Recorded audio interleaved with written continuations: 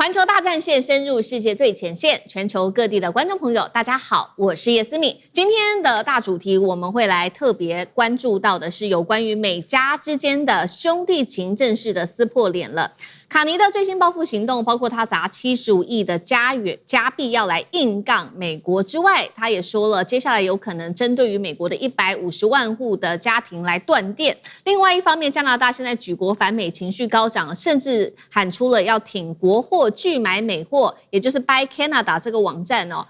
現在說呢，點閱率暴增了200%，軍事化的部分也同樣要去美化，在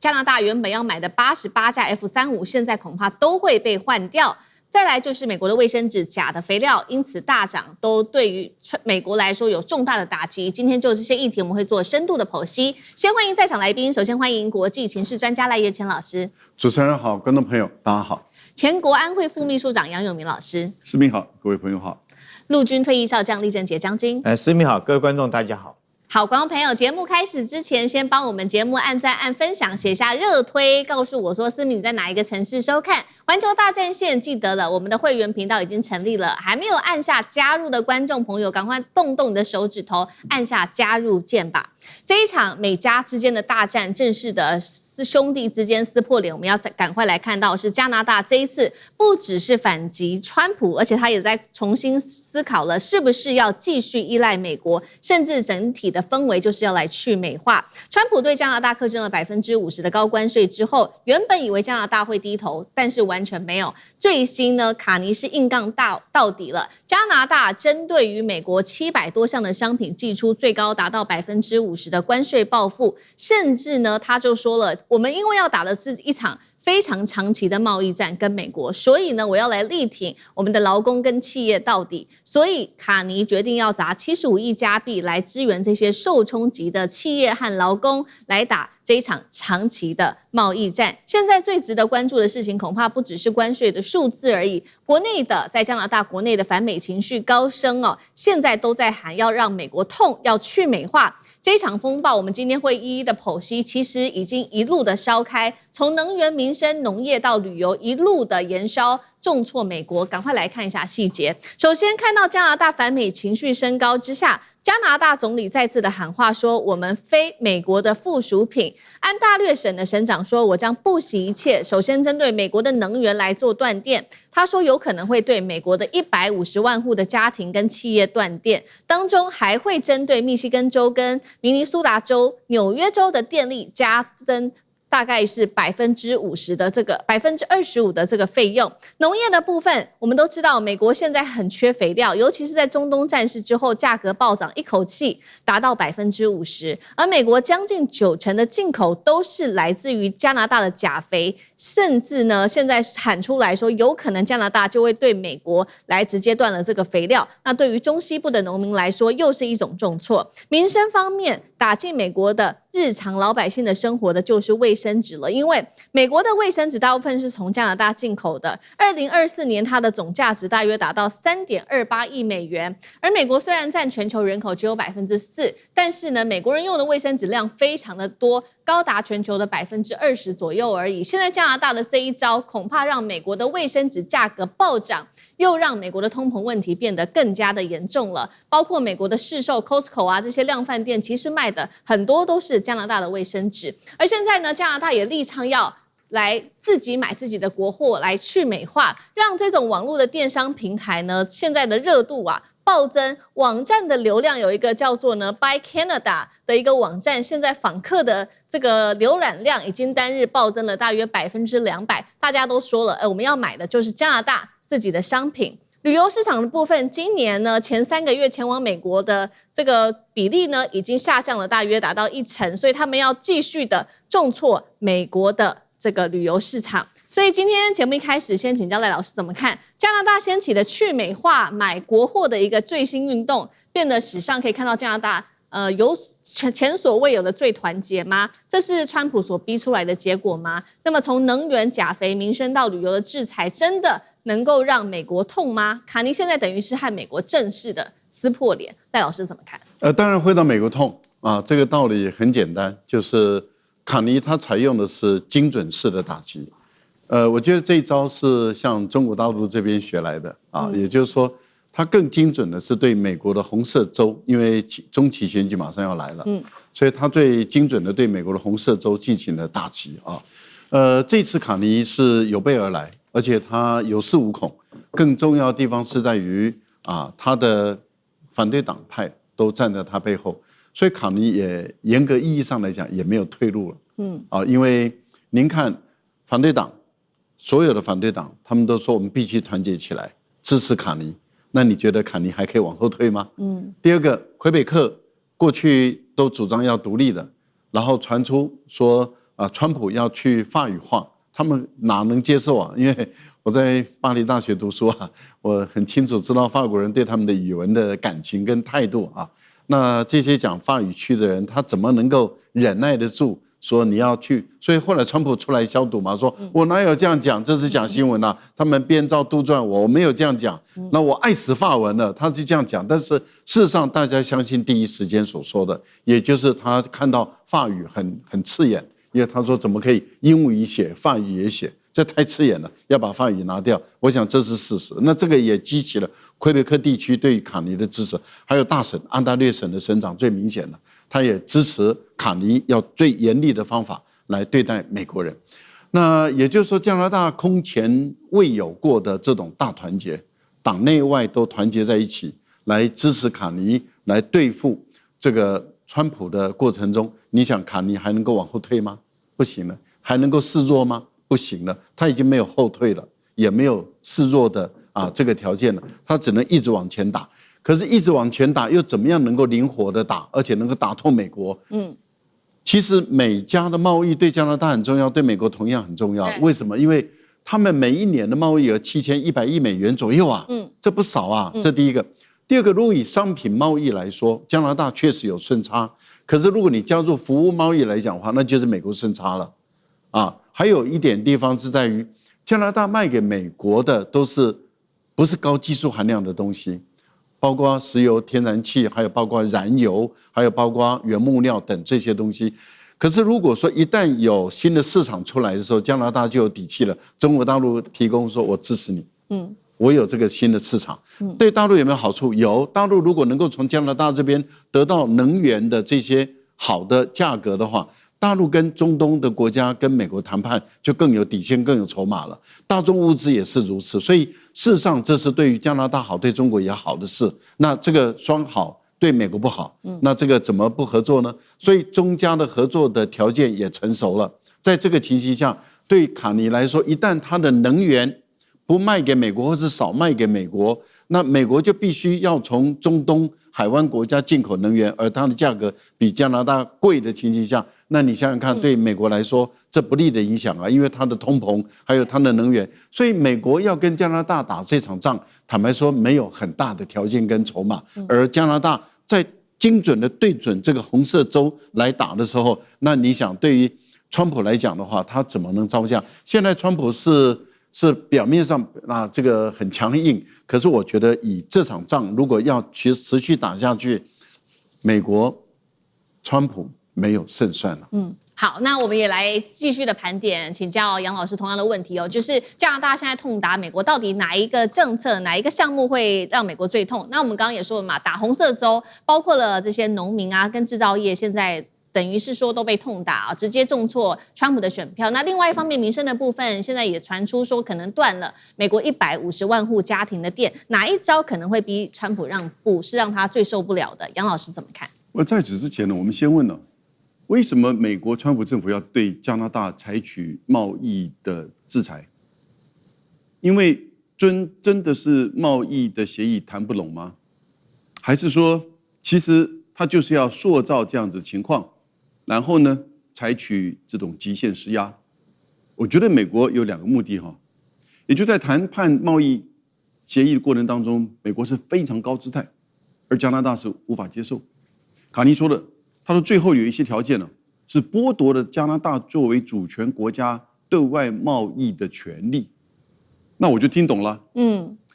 也就是說，其實他是要把加拿大跟亞洲供應鏈，或者是更明確講，中國供應鏈的關係給斬斷清除。所以你清楚啊，今年年初的時候，加拿大把中國電動車的關稅從100%跟隨了美國的100%降到7%。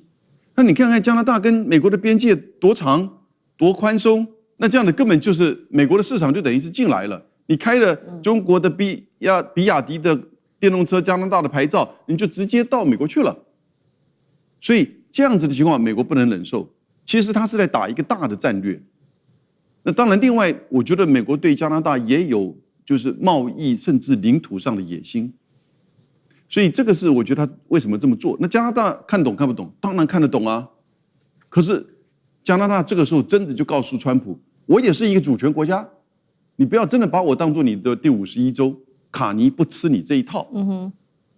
安大略省的省長的屁股很大，他自己講的。哦，那加拿大有沒有反制的能力？因為川普想，你賣到我這邊的商品佔我整個進出口只有1%，我給你。但是他沒有進去看那1%是什麼東西，很大的關鍵，而且很多人沒有算的那1%裡面，比如說所有國際對美國的投資排名第一的，一直都是加拿大。投資我們都沒有算在這裡面，排名第2才是日本，然後德國。然後呢，你看到，即使那個時候中國大陸對美國投資很夯的時候，還是加拿大排第一。沒有在這裡面的電力，對，我們這邊寫到了，在好多的這個五大湖甚至中西部的電網，通通電是來自於加拿大的。以及鉀肥，我們也寫到了，還有這個就是原油，然後呢一些稀有的礦產，像是鉀，像是鈾，以及這個就是我們講到的民生的衛生紙。為什麼呢？因為加拿大的森林廣闊啊，所以它有很多的再生的這些就是設施在這邊。那這裡面還有提到的，我也親自去過加拿大落基山脈靠東的這邊呢，有個叫 Calgary， 它每年都會辦一個牛仔節。在加拿大有牛仔節，因為加拿大有非常龐大的就是那個牛羊的放牧，所以它有牛仔節，有相當多的牛肉是來自於加拿大。美國本土雖然也有產，但是呢，很多也來自於加拿大，也出口。所以這裡面加拿大對於美國其實有好多的這些，就是可以去跟美國扳手腕，而使美國出現就是說不可替代的這種情況。不過我最後要講的一個，加拿大之所以能夠硬起來除了他自己本身的這個非常有智慧的總理卡尼之外，以及他自己加拿大人這一次的這個民族主義國家認同能夠凝結之外，還有一個很關鍵的是，他其實跟過去比較起來，他對亞洲跟中國大陸這個整個供應鏈的連結，使得他不再需要美國了。那這一次反而美國讓加拿大跟美國的這種相互依賴的關係從物質上這個切斷，從心理上也切斷。好，所以現在等於是說，從卡尼總理一直到舉國加拿大都已經掀起的反美情緒。那確實卡尼的精準打擊打在了川普很擔心的紅州，那也包括了農業啊、工業啊，甚至已經打到一般普通老百姓的民生，甚至是投資等等都會受到影響。那另外一方面，其實我們等一下請酈將軍來帶我們特別看到的是，卡尼也打在這個軍事上面，針對於美國，他們決定呢要增加加拿大的國防自主，要來完全的幾乎啦。希望能夠做到去美化，所以最新消息我們來看到是加拿大原本規劃了，他已經說好了，這個我們接下來可能會規劃拿這個277億的加元要去買88架的 F-35戰機，但是現在呢，這一筆預算可能會被重新檢視，就是卡尼會來重新來決定到底要不要花這一筆錢，甚至出現接下來讓 F-35搭配瑞典的斯鳩戰機這樣子的一個構想。那再來就是說，我們剛剛說嘛，卡尼說要國防自主化，他確實在這個經費上面已經確定了砸下的金額，包括今年宣布了5000多億加幣，也就是換算3660億美元的一個計劃，來加強加拿大在軍事的發展，並且他規劃未來10年之內要讓他們的國防合約交給加拿大本土企業來生產，從目前大約佔比只有40%，說10年之內要提升到70%左右，把這個製造業逐步讓本土來做，甚至讓盟友之間來一起合作，怎麼樣就是要降低對於美國的依賴。軍事妥善率也定下了更高的一個目標哦。海軍艦艇妥善率說要達到75%，陸軍的車輛80%，空軍飛機也有85%。怎麼看卡尼的這項決定，李將軍？我試問一下哈，加拿大的這種軍事上假想敵是誰？好像沒有是美國嗎？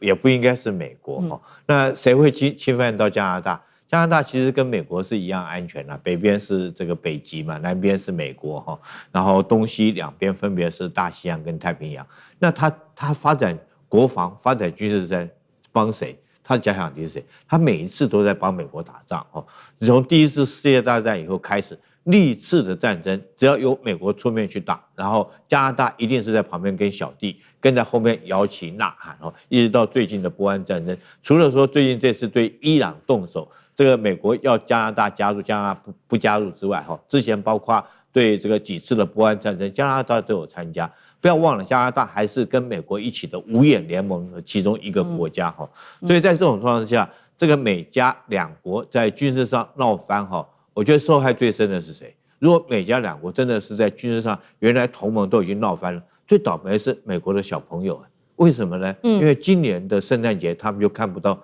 聖誕老公公來送禮物了。因為每一年大家知不知道，美國小朋友一定會打電話到北美防空司令部問說這個聖誕老人到哪裡了？那代表什麼意思？當然這個我們可以當作童話來看，溫馨的一個聖誕節的故事。可是是不是代表說是這個美國自己最大的威脅就是，如果說是從俄羅斯發射導彈的話，它一定越過北極經過加拿大才會攻擊到美國的本土。所以加拿大事實上是在美國的北方替美國當盾牌，扮演盾牌的角色。那美國不去加強自己盟友的武力，反而現在來講的話去跟加拿大鬧翻，我覺得軍事上對美國來講就是一大損失。當然短期之內加拿大雖然說自己想要建立自己的自主國防，可是我覺得要成功也很難的。比如說這是具體來講，加拿大要買的 F-35戰機，就跟美國買，事實上是提供美國軍工產業，讓它能夠持續生產下去。那你現在跟美國鬧翻，因為經貿的關係鬧翻之後，那加拿大說我現在只買一半，他還是要買，他只是不買88架，他買44架，另外44架的錢，他跟瑞典買這個施鳩戰機，可是你要知道，施鳩戰機裡面那個發動機 F414。發動機也是美國製造的甚至於施鳩戰機很多供應鏈也是美國的，那會不會美國不爽說，你跟這個瑞典買不跟我買，那我就減少對瑞典的發動機，我不給他，你沒有發動機，你的戰機就做不出來，你戰機做不出來，你加拿大怎麼去買呢？這是第一個第二個，如果說是當然卡尼有這個雄心壯志，要建設自己的國防產業提升自己的國防妥善率。大家注意到，他不是要重新建軍艦，他也沒有能力去做飛機他只是提高妥善率。提高妥善率什麼意思？我自己做自己的維修能力，比如說我的軍艦不再去美國維修，本來我這個軍工產業的部分我就投資在我自己的軍工產業的這些企業，讓他有能力來達到維修軍艦、維修飛機、維修車輛。我覺得對於加拿大來講這也是反制的一種手段。我覺得這是很務實的一個做法了。他沒有吹大牛說我要自己要做飛機，沒有，他只是說我提升我的妥善率，增加我維修能力。那我覺得將這個產業這個資本投入到這方面我想確實是有機會可以提高加拿大的國防軍事的產業。好，謝謝李將軍。那我們休息一下，馬上回來。觀眾朋友們，我們要開會員頻道啦！因應呢美中、中東還有印太的亂局，你看到的是新聞，我們看到的是背後誰在操控這個世界。加入會員可以取得獨家視角的通行證，你將優先取得更深的觀點判讀，包括了核心真相分析、歷史脈絡拆解、局勢推演邏輯。同時解鎖會員勳章、優先互動權、問題解析、幕後花絮，支持我們制作高品質的影片。點擊下方的加入鍵，一起成為戰友吧！我們會員頻道見。有關於美伊戰事，帶觀眾朋友趕快來看到的是中東真的變天了。這個時候，伊朗說呢可能會加入中東北約這個組織當中，代表瓦解了美軍在中東的霸權嗎？這是一件大事哦。等一下我們會來特別做關注。那麼阿曼現在也倒戈了現在說呢，阿曼加上伊朗會來共管荷姆茲海峽，等於把美國給完全的排除在外。另外就是伊朗的方面，它的軍武現在大升級哦，包括它的無人機見證者升級，軍火回血。這個時候，美國急找台階下。今天我們會有深度的剖析。好，趕快來看到中東最戲劇性的一幕，就是原本被外界是稱為中東北約的這個組織呢，現在又叫做麥加聯合防禦協議，竟然傳出是不是呢？接下來要把伊朗給拉進來耶？那麼伊朗確實也證實了，這是來自於伊朗的國會新聞機構負責人說的，德黑蘭確實有收到加入這個組織的邀請。那麼現在他們還在研擬當中。要知道，如果真的加入的話，代表整個中東地區的安全版圖是會重新洗牌的。尤其我們還記得嗎？在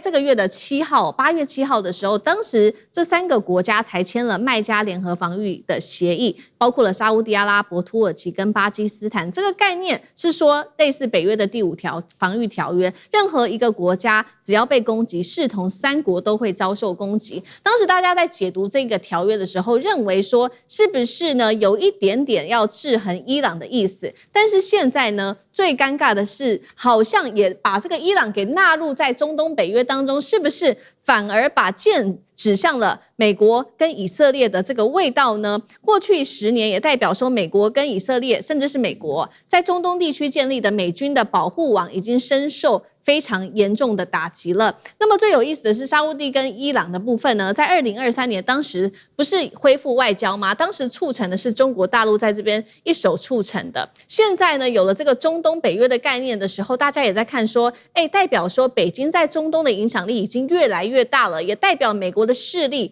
越來越往被外面推了嗎？再來看到阿曼了，這個美國的影響力我們剛剛說在下滑嘛，川普前幾天才因為阿曼在美伊談判中的立場放話要炸爛阿曼，結果阿曼完全沒有在理這個川普的。我們看到革命衛隊最近呢跟阿曼已經針對荷姆茲的海峽的事情談妥了，未來就是這2個國家一起來共治在當地的管理權還有收益上面的分配，所以他們也擬定好了說接下來荷姆茲海峽的運行如何來做呢？一共是3點。第一個，商船要經過特定的航道來運行，部分區域會由伊朗跟阿曼來進行清雷哦。再來就是可能禁止軍事的船艦在這邊航行，看起來也是完全的軍事上把川普給排除在外。所以節目一開始先請教賴老師怎麼看中東北約？現在有傳出伊朗可能被納入，代表中東真的變天了嗎？也代表中東整個波灣海灣國家已經不再信任美國了嗎？這個框架背後是不是也是劍指以色列？老師怎麼看？我覺得這個變局很大而且已經在進行式了這個不得了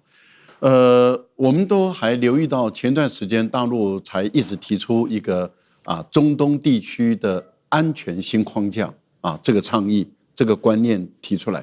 很多人都在想什麼叫做中東地區的安全新框架這個新的安全框架到底怎麼樣一回事，怎麼運轉，怎麼走？結果現在答案已經揭曉了，也就是由土耳其橫跨歐亞大陸，土耳其本身也是北約國家的成員國。那北約國家的成員國之一，土耳其也是北約國家所依賴的地缘政治的一個非常重要的一個國家。土耳其，它現在跟以色列的關係是惡化的它過去跟伊朗的關係也是並不友善因為不同的派系，什葉派跟遜尼派之間的矛盾。那沙特阿拉伯不用說了，沙特阿拉伯跟伊朗之間的關係，還有就是過去伊朗對於巴基斯坦也是並沒有說是友好的，也是有一個距離的。這也就是為什麼伊朗在當中國大陸幫巴基斯坦蓋瓜達爾港的時候，伊朗引進的是印度來幫他蓋察爾港這樣的一個態度來做平衡，也就是伊朗拉印度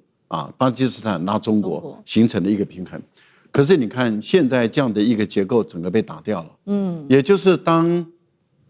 中國成功的讓這個遜尼派的老大沙烏地阿拉伯跟什葉派的老大伊朗握手言和，雙方恢復外交關係，而且在這一次的衝突中，我們看到沙特被伊朗打的是最小的，是有節制的，而且只打軍事設施，美國的軍事設施。這個對於沙特來講，看在眼內其實是蠻清楚的。那看得蠻清楚的，也就是說，事實上，伊朗有意繼續維持跟沙特的這種正常的關係，繼續在走，而他把重點是放在於這個阿聯酋啊，阿拉伯聯合大公國、阿聯酋，放在卡達、放在科威特，這個跟美國站得比較接近的這些國家裡面，重點打這幾個國家，而輕輕的碰了一下這個沙特阿拉伯，就是說你不要讓美國使用你的軍事基地。好，那新框架形成，就是當遜尼派的這個巴基斯坦、沙特阿拉伯跟土耳其結成了麥加的聯合協議了以後，大家就開始思考會邀請哪一個國家，因為他們說我們的組織是開放的。很快的就傳出是埃及，對，現在中國大陸正要到埃及去進行國事訪問，埃及會加入的可能性很高，然後接着就傳出伊朗，伊朗在第一時間說我們還沒接到通知，現在伊朗已經證實說我們已經接到邀請了，那伊朗已經接到邀請，這個就是證明了一件事，就是這個新框架它本身並不是針對伊朗的，而當伊朗也納進來了以後，伊朗等於是間接的承諾，對於海灣國家遜尼派的不會有敵對的行為，不會有攻擊的行為了，這等於是間接的承諾。那也等於是告訴這個也門的胡塞組織跟也門政府，他們彼此之間這兩大國可能要開始進場來瞧他們彼此之間的問題了。也就是說，如果能夠順利的解決也門的政府跟也門胡塞組織，看是不是乾脆就分裂了，或者是各自成立彼此之間的地盤，或者是他們彼此之間不再打，因為這也要解決沙特阿拉伯跟這個也門胡塞組織之間的矛盾嘛。前段時間還在開火，那是不是也要解決這個問題？要解決。還有可能會牽動的是什麼呢？印度跟這個巴基斯坦之間的問題了，也當然就牽動了印度跟伊朗的問題，因為這次印度整個撤資我覺得印度失去了巴基斯坦、伊朗對他的信任。然後我個人認為，未來也或許中國大陸進入伊朗，幫他把這個港口建立起來，跟瓜達爾港連成一片，進入中國的喀什，這個可能性已經存在了。整個局勢在轉變。那當然，當埃及在進來的時候，中國大陸在中東地區的影響力，那麼或許中國大陸就有籌碼來去勸以色列，這個必須要放下屠刀要立地成佛了。當他以色列人說我不會成佛，我們是猶太教但是問題就在於，我覺得放下屠刀的可能性就越來越存在了。中東地區的和平穩定的一個結構已經是非歐美人主導的結構，我覺得新的時代在產生，都有可能朝這個方向走。當然，歐美人不會放棄了，他們一定會極盡能力的去挑撥離間。那或許變數還會在。好，這個是我們看到最新中東局勢的大變局一旦真的伊朗加入了這個中東北約的話，等於是說，現在看起來包括了伊朗跟整個海灣國家裡面許多個國家變得更加的團結。那在背後，當然也代表是不是中國的勢力在這當中的影響力越來越大。那當然了，美國的勢力等於是被往外推，再加上有關於荷姆茲海峽的問題現在阿曼跟伊朗就自己談好，也沒有在甩美國的。可不可以說美國的中東盟友現在一個一個在倒戈？楊老師又怎麼看？我覺得整個麥加協議現在是3個國家：土耳其、沙特阿拉伯跟巴基斯坦。但也有3個國家已經表達要加入，埃及、科威特，還有就是卡達。那另外呢，其實孟加拉據說也有興趣。遠在南亞的孟加拉。对。然後現在說，大概3天之前有一個消息報道出來，現在一直在等待確認，伊朗是不是也被邀請了？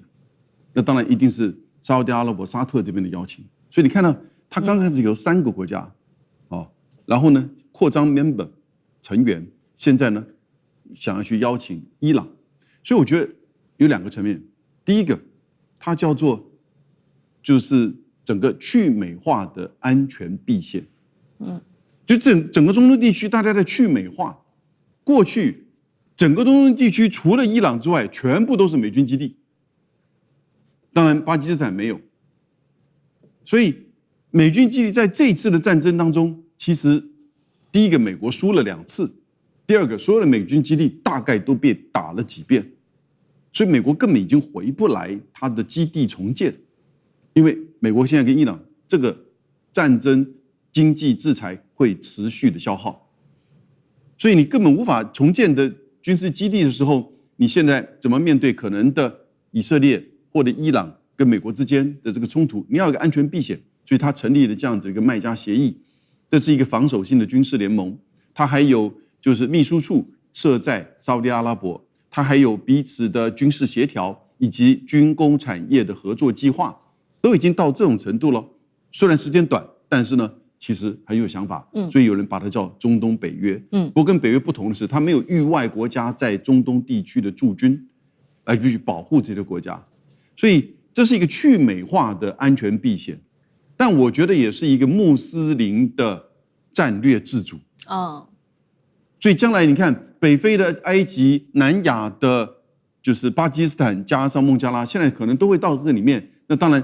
伊朗進來，這代表另外一個階段。因為代表什麼階段呢？倒不是說他們是擔心說伊朗跟沙特阿拉伯之間可能還會再起戰爭，因為他們之間老早和解。那在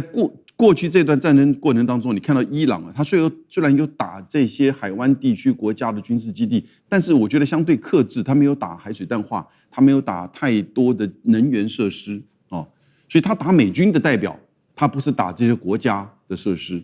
因此呢，現在伊朗有機會進來，但是這裡面問題哦，各位，這是個防禦聯盟啊。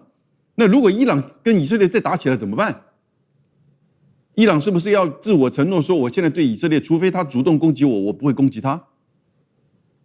那如果以色列真的攻擊伊朗，再像前面幾年，你看他們不是經常交換飛彈跟無人機嗎？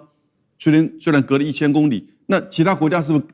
跟着伊朗開始要對以色列還擊，或者是去防衛伊朗？這些問題都其實是馬上會碰到的。換言之哦，他們覺得可能接下來以色列當內塔尼亞胡下台之後啊，這個以色列的政府可能會了解到，你再像以前這麼做，可能對你自己的國家會有很大的挫傷。而他們的團結起來，也等於是警告以色列，你不可以再飛個1000公里再去打伊朗。因為我們已經受夠了。但也告訴伊朗，除非你被攻擊，否則的話，你對於以色列的攻擊其實也真的不必要。所以類似像這樣，可能接下來都會是一個問題。但是呢，我覺得他們的想法比當初我們只是看到簡單的3國的麥加協議啊，顯然是具有更大的戰略。對，好，從麥加協議升級到中東北約哦，顯然已經對川普構成非常大的一個威脅。不過這個威脅可能是事後美國要面對的。美國現在要直接面對的是来自於伊朗的軍事威脅，這個是現在正在發生的事情。因為我們看到呢，美國跟伊朗之間現在暫時的停戰，但是呢，伊朗已經快速的恢復它的軍事能力了，而且它的受損的這些武器系統很多呢都已經重建的差不多了，一部分是歸功於來自於伊朗的國防工業，另外一部分現在說是海外取得的這一些很重要的一些零件啊、升級等等。來自於《華爾街日報》的最新報道說，很多的無人機伊朗都是使用中國大陸的零組件，包括了引擎、伺服器馬達，還有呢這個陀螺儀跟這個電子元件，讓伊朗的廉價武器變得越來越強，也就是讓伊朗今天能夠跟美國打這一場不對稱的作戰。也就是我們看到伊朗它的無人機一台可能只要價2萬美元左右，但是美軍的攔截彈現在是要上百萬美元的。那美軍現在也因為呢在中東這邊用了非常多的這個軍事的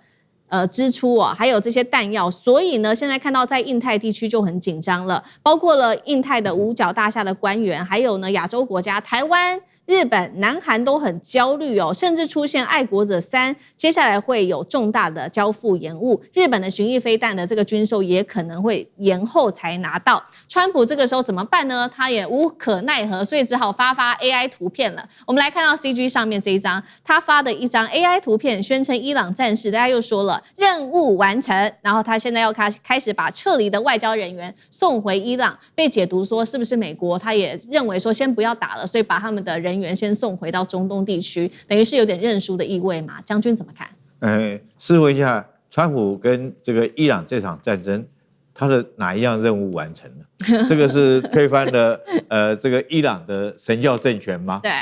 沒有推翻嘛，是限制了伊朗的核武發展嗎？奪取了伊朗的濃縮鈾嗎？開放了核姆茲海峽嗎？我們看好像沒有一樣任務完成，所以這個川普莫名其妙去打了一場莫名其妙的仗，到現在灰頭土臉的哈。他現在很明顯的，他現在講的任務完成。就我們這個軍役來講，是要準備做轉進作戰哈，用白話文來講的話，叫做準備抽腿跑人、繞跑掉哈，然後置中東於盟友於不顧。但你說中東這些盟友還波灣這些國家看不出來？當然看得出來啊！所以他們現在在搞什麼麥加聯合協議啊，甚至把伊朗邀請進來，就是看出來你川普繞跑了嘛。但是我們特別要注意到一件事情哈，打仗不是請客吃飯。不是說你要打你就去打哈，不是說你要跑你就可以跑。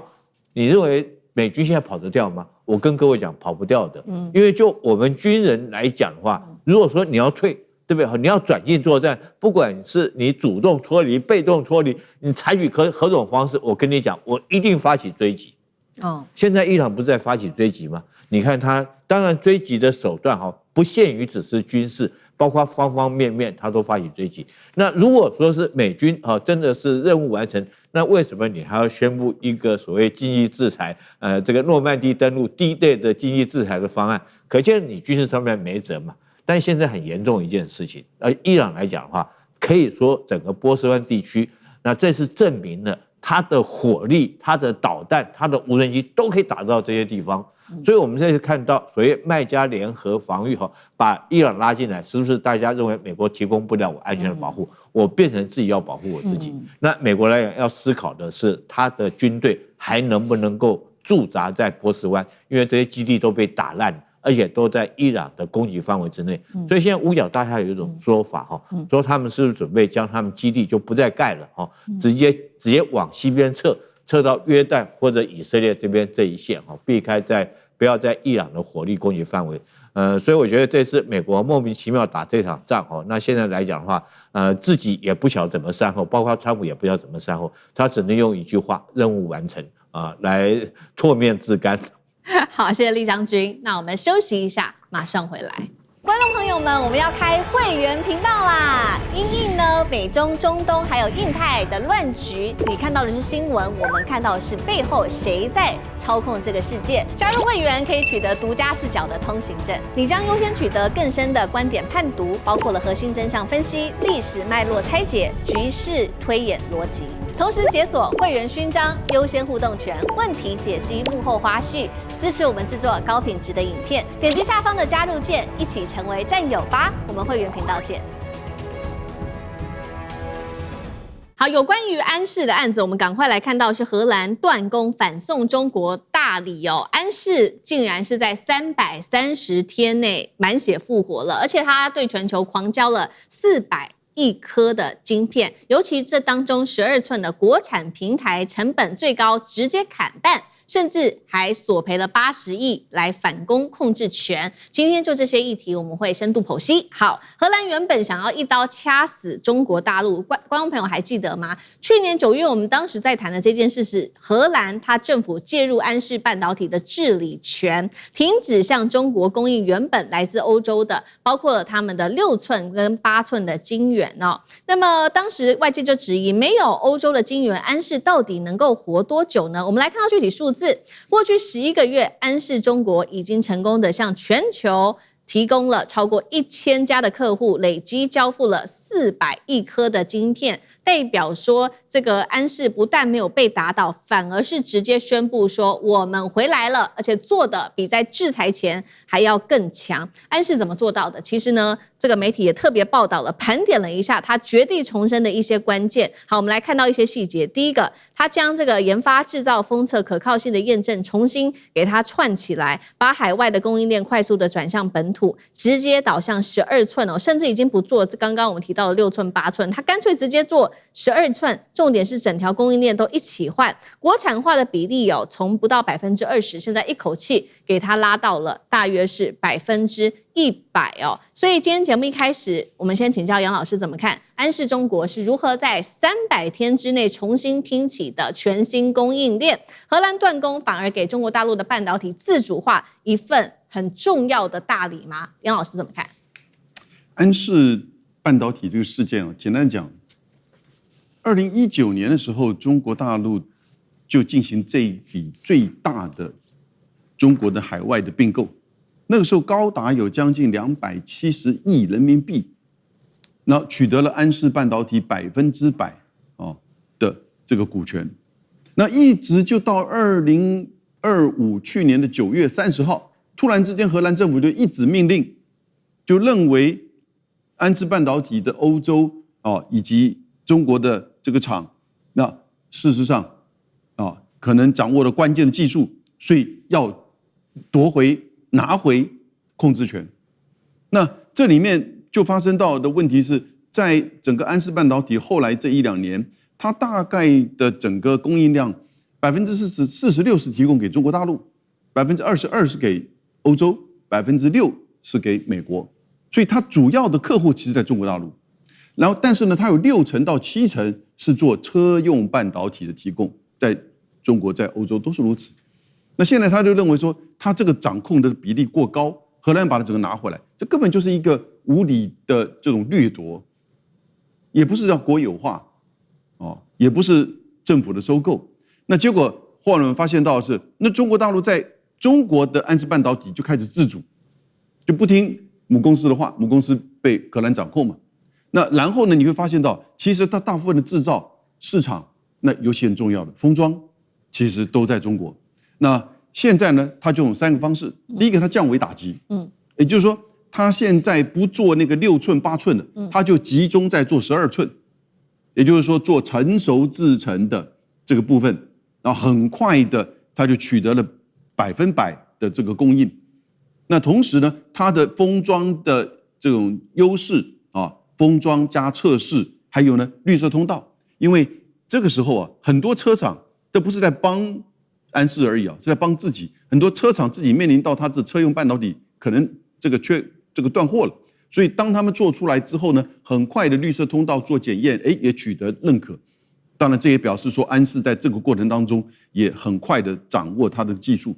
所以它的成熟技術，因為它是做12寸的，它不受光刻機的這些的這個限制。所以才會有這樣子的過程。但當然呢，它也不只是在針對中國大陸的這個市場，針對全球市場，現在超過3000家，不只是車用，很多的層面，它也恢復到它的這個產能跟它的客戶關係。可是呢，也的的確確有一些高端的車用市場，它其實是被迫放棄。那這個時候呢，當然我覺得接下來就是他努力的這個方向。那既然成熟的都已經技術得到確認。然後呢，如果技術的攻克成功之後，我覺得其實大家還是回到過去那種傳統的客戶關係。這個時候你發覺到荷蘭在這個問題上就搞個寂寞，而且把自己的名聲給搞壞。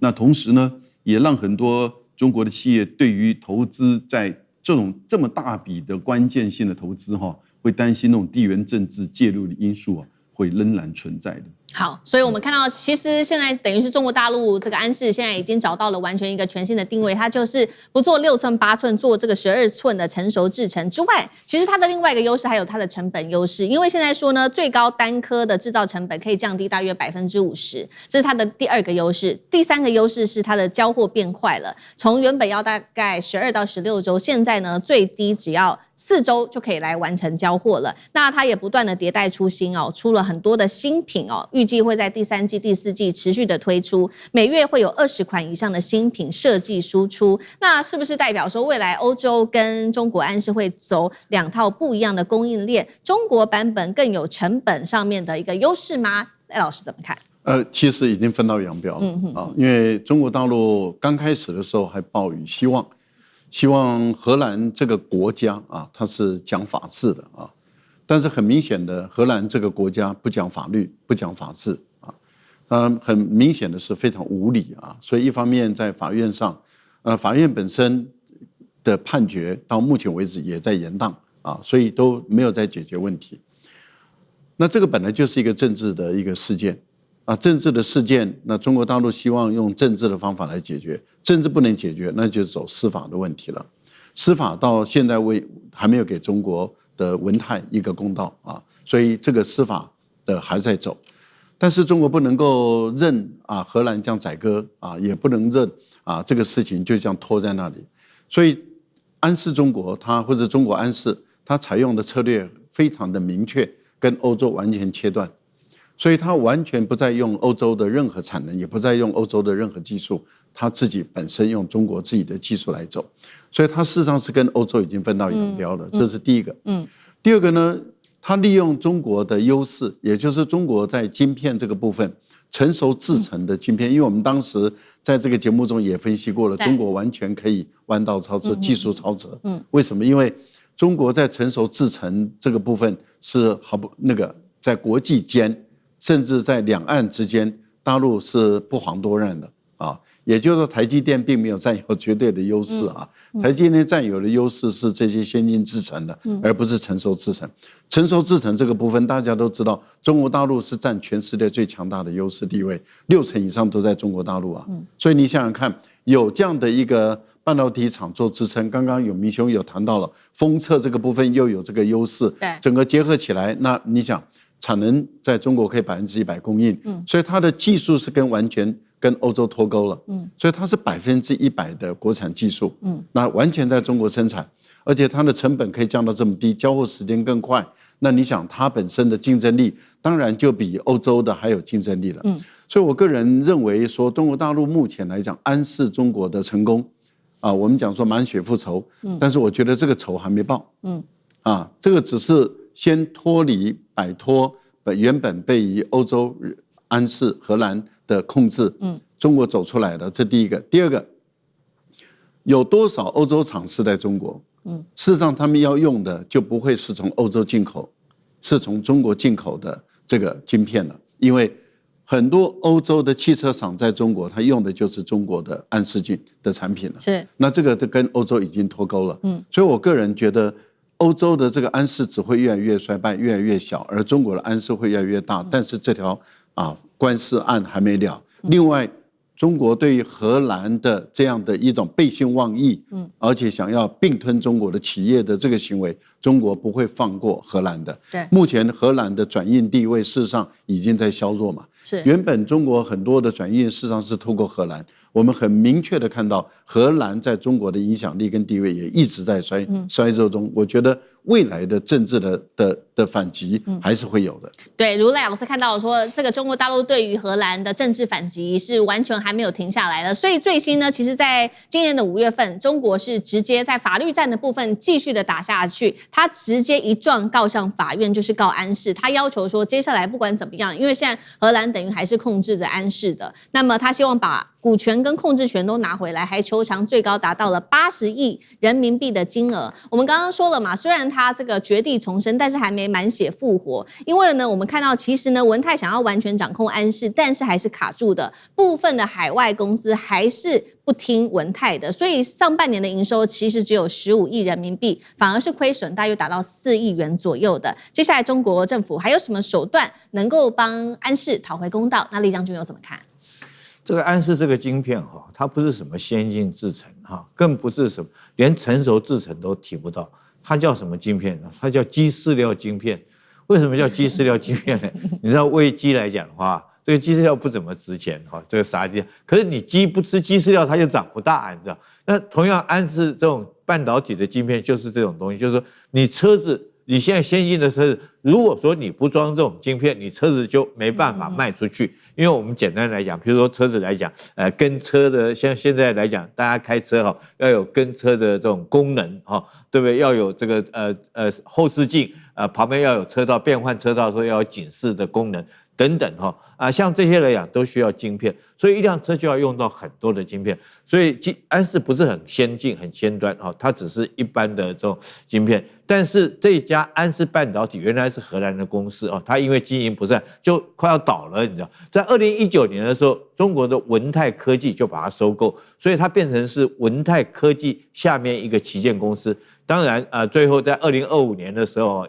荷蘭政府用這個強硬的手段，硬是把這個安視這個半導體它的管理階層取消掉張文正原來是 CEO 嘛，取消就不讓他限制他不可以去經營這家公司。可是你要知道，這個半導體從研發到這個生產就是封裝了到最後銷售都是中國在做。那原來在荷蘭那邊只做什麼呢？他只是交給德國在德國的漢堡，還有英國的曼徹斯特做6寸晶圓的晶片，6寸晶圓那麼小嘛，不要小。那當然它能夠切割出來的那種晶圓，那叫晶圓。然後如果切割出來，它當面積比較小，那現在做到12寸，切割出來的晶片就會比較多嘛，所以它成本可以下降。當然了，這官司繼續打下去，可是這個中國也這個文泰科技也不是省油的燈哈，他之前他就不要在荷蘭打官司，因為你荷蘭法院不公正嘛，所以我在中國這邊提告，在中國的東莞人民法院提告，告什麼呢？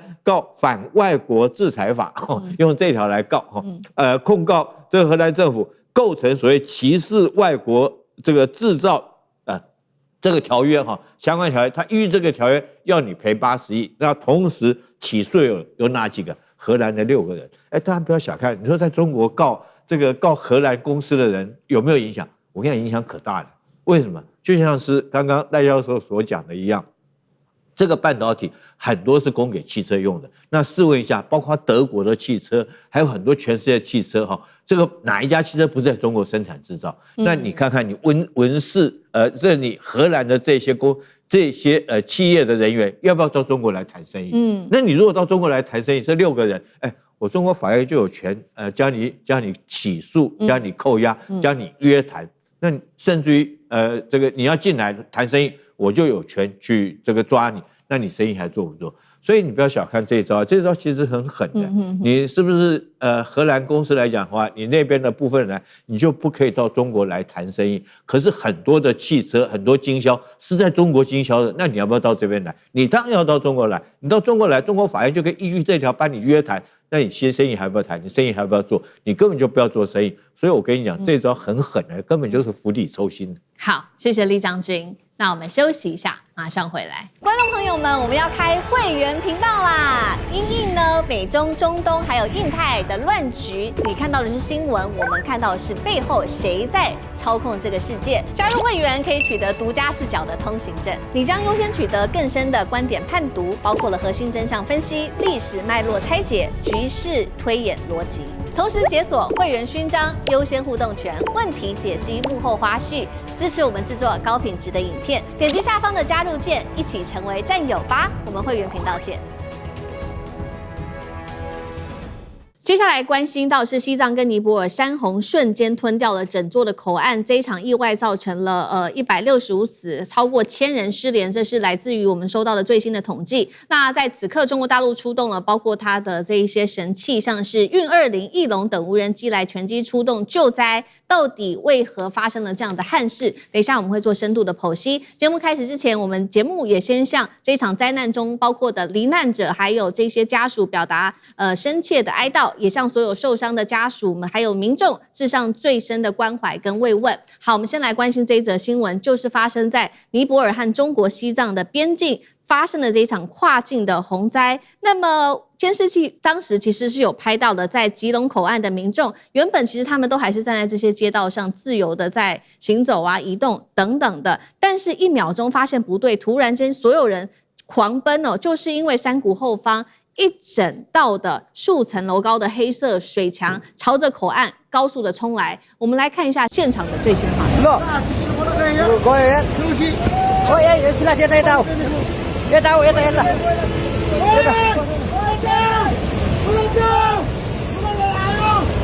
好，其實影片我們可以看到，短短的不到10秒鐘的時間，洪水跟土石就這樣子衝過了橋梁，吞沒了包括5、6層高的所有當地的建築物、大巴士、民宅，還有玩具哦，就像玩具積木一樣，就直接被沖走。那原本在逃命的人，很快的就流入在這個黑色的泥流當中。另外一股洪水也衝進了尼泊爾的河谷，包括了當地的道路啊，還有甚至水力發電設施，全部都被夷為平地。這一場災難一共是造成了165人罹難，這是目前最新的一個統計。當然，累積數字還是會在上升當中，超過1000人失蹤。當中的外籍旅客有11個國家，那麼外籍旅客當中還有數百人到現在都是失蹤的，比例甚至說高達了80%。而現在其實又正值剛好外籍遊客來的原因，就是因為西藏朝聖還有這個